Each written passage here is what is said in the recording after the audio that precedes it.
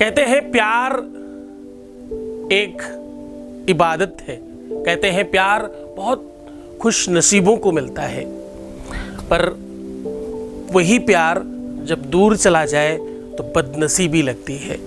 इस अंग पर ये नंबर लिख देना और मिटने मत देना। जब तक ये नंबर नहीं मिटेगा तब तक वो तड़पता रहेगा तुम्हारी याद में।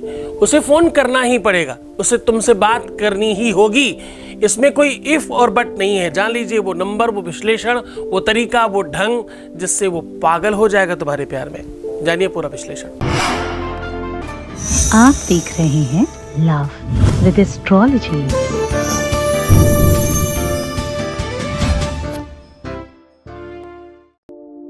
नमस्कार, मैं हूं आचार्य सतीश अवस्थी। आपका बहुत स्वागत करता हूं लव विद एस्ट्रोलॉजी में। लव विद एस्ट्रोलॉजी में आपके अपने जीवन में प्यार भरा जाता है। लव विद एस्ट्रोलॉजी में आपको आपसे मिलवाया जाता है। लव विद एस्ट्रोलॉजी में जीवंत किया जाता है आपको। रिश्तों को मजबूत करना, संबंधों को मधुर बनाना, सिचुएशन को मजबूत करना, ये लव विद एस्ट्रोलॉजी का प्राथमिक काम है। शादी के पहले या शादी के बाद की हर समस्या का समाधान लव विद एस्ट्रोलॉजी में होता है। तो जोड़ियां आसमान में बनती हैं, उनका repairing centre love with astrology है। हम कह रहे हैं कि अपने इस अंग में ये नंबर लिखकर मिटने मत देना। जब तक ये नंबर नहीं मिटेगा, आपका पार्टनर, आपका प्रेम करने वाला, आपका ब्याहता, आपकी या आपका ब्याहता, ये आपकी याद में, आपके प्रेम में, आपकी चाहत में खींचे चले आएंगे। ये सब कुछ होता कैसे है?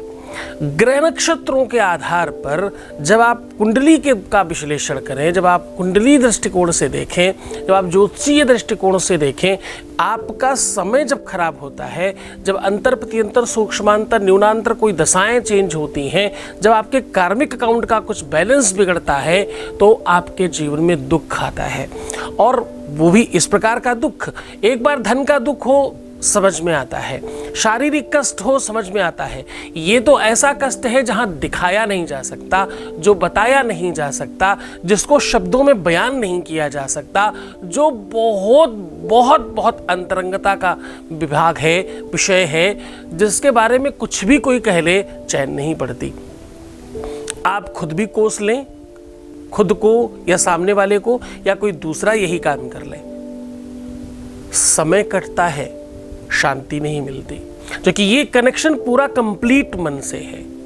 मन आपका वो वाहक है, वो चालक है, वो ड्राइवर है जो आपकी अपनी 10 इंद्रियों को समूल एक साथ लेकर चलता है।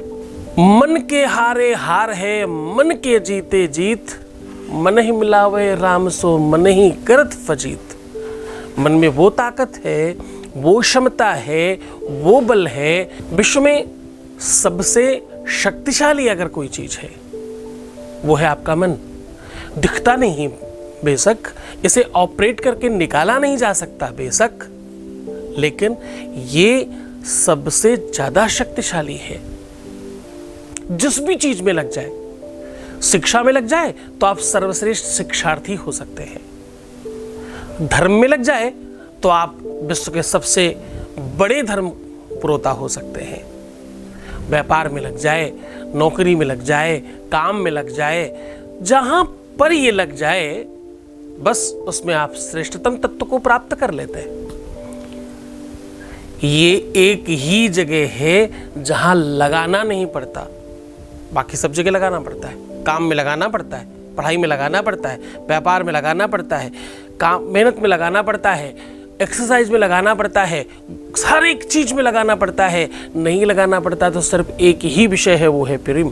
प्रेम, प्यार, उसमें अपने आप लग जाता है।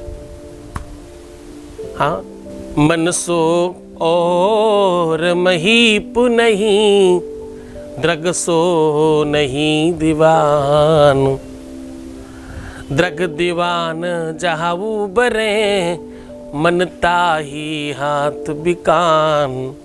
ये अपने आप में बिक जाता है मानो, बिना मोल के। और एक बार बिक जाए तो फिर कुछ नहीं समझता। शरीर, आत्मा, दिमाग, बुद्धि, चित्त सब उसके पक्ष में। ऐसी कोई चीज नहीं है जो उसके पक्ष में नहीं आ जाए, सब तरफ से उसका राज्य है। कुंडली में सबसे स्पीड में चलने वाला एक ग्रह है जिसका नाम है चंद्रमा, और चंद्रमा सबसे स्पीड पे चलता है।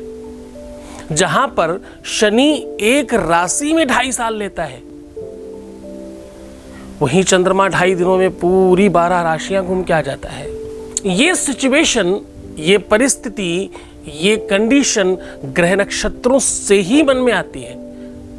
वेद कहता है चंद्रमा मनसो जातश्च सूर्यो वजायत, चंद्रमा मन का स्वामी है। तो अब क्या करें? चंद्रमा से संबंधित कोई काम करें। शनि जब चंद्रमा से पीड़ित हो या चंद्रमा शनि से पीड़ित हो, राहु से चंद्रमा पीड़ित हो या केतु से पीड़ित हो या पापक ग्रहों से युक्त हो, ऐसी कंडीशन में मन पर बोझ आता है इस प्रकार का। आपकी त्वचा बहुत रूखी होने लग जाए, शरीर से दुर्गंधी आने लग जाए, आपका मन बहुत स्थिर नहीं हो, आपका कहीं मन नहीं लगे, बहुत बेचैनी आने लग जाए, आप समझ जाइए आपका चंद्रमा ठीक नहीं है। इसमें सबसे बढ़िया क्या काम करता है? बार बार पानी पीना। चंद्रमा पानी एक दूसरे के पूरक हैं। भगवान शिव के ऊपर भी जल चढ़ाने से ऐसी चीजें ठीक हो जाया करती। भगवान शिव के ऊपर अलग अलग तरीके से जल चढ़ाने से अनेकों लाभ हैं। सुगंधित जल चढ़ाने से जीवन की बुराइयां समाप्त होने लगती हैं, पाप ताप समाप्त होने लगते हैं। मीठा पानी चढ़ाने से आपकी शनि की शांति होती है और आपके रुके हुए काम होने लग जाते हैं। गंगा जल में जल मिला करके चढ़ाने से आपकी पवित्रता बढ़ती है, श्रेष्ठता बढ़ती है, विचारों में उत्कृष्टता आती है। गुलाब जल मिला करके चढ़ाने से आपके अपने जीवन में प्रेम बढ़ता है। तो अनेकों प्रकार के उपाय हैं जिनको आप कर सकते हैं, पर आज हम इन सब से इतर हट के बात कर रहे हैं, आज इनसे ऊपर उठकर बात कर रहे हैं। आज हम कह रहे हैं शरीर के इस अंग पर ये नंबर लिखकर मिटने मत देना, इसे छूटने मत देना। जब तक ये नंबर आपके शरीर पर विद्यमान रहेगा तब तक सामने वाला तड़पता रहेगा। जब तक वो आ नहीं जाए, तुम्हारा हो नहीं जाए, तब तक तो जरूर लिखे रहने देना। जानिए पूरा विश्लेषण। आपको सबसे पहले जानना होगा कि किस प्रकार से लिखना है।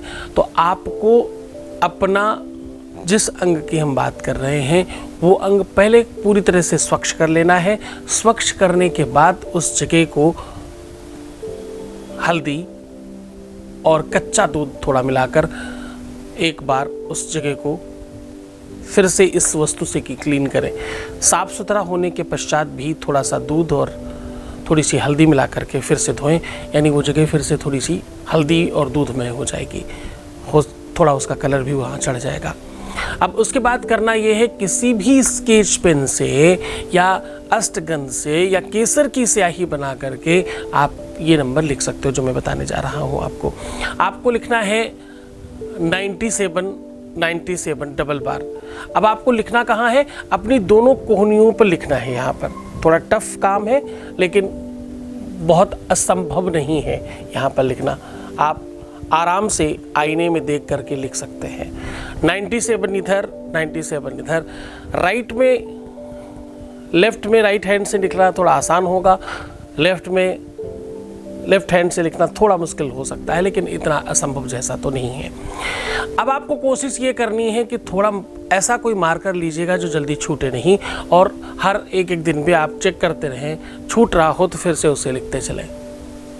नहाते धोते समय भी आपको ध्यान रखना है कि आपकी कोहनी पर वो नंबर, और हाँ एक बड़ा खास बात, कोहनी पे ये जो नंबर आप लिख रहे हैं थोड़ा स्मॉल लिखिएगा, थोड़े पतले मार्कर से लिखिएगा ताकि किसी को जल्दी रिफ्लेक्ट ना हो। वैसे भी कोहनी का जो कलर है वो थोड़ा सा डार्क होता है, इसलिए प्रॉपर दिख पाएगा ऐसा नहीं समझ में आता। जो भी आप कलर इस्तेमाल कर रहे हैं वो बहुत लाइट कलर इस्तेमाल कीजिएगा ताकि आसानी से बाहर विजुअल ना हो, दिखाई नहीं पड़े। बस इतना सा करना है। नंबर लिखते समय एक बार आप अपनी मंशा जरूर बोलिएगा।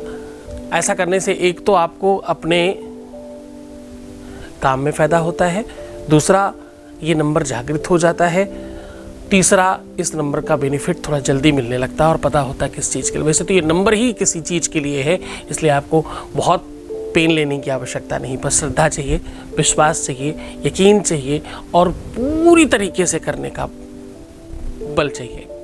तो मुस्कुराओ, सुंदर बनो, हर आधे घंटे में प्रणाम करके पानी पियो। अपना बहुत ध्यान रखना, मैं हूँ तुम्हारे साथ।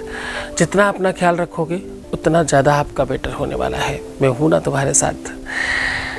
प्रीवियस लाइफ मत बताना, पैसों का आदान प्रदान नहीं करना, उल्टा सीधा सोचना, नेगेटिव थिंकिंग रखना, ये सारी चीज़ें बंद कर दीजिए। अगर आप ऐसा करते रहेंगे तो डेफिनेटली आप जीत जाएंगे। अपना बहुत ख्याल रखिए, बहुत ज़रूरत है किसी को आपकी और आपको किसी की। तो ये बैलेंस बना कर रखिए। जो तुम्हारा है वो सिर्फ तुम्हारा हो सकता है। आपको प्रयत्न करना है, हताशा नहीं, निराशा नहीं, निगेटिविटी नहीं, उल्टी सीधी सोच नहीं, प्रयास कीजिए, आप जीत जाएंगे। ओम नमः शिवाय। आप देख रहे हैं लव विद एस्ट्रोलॉजी।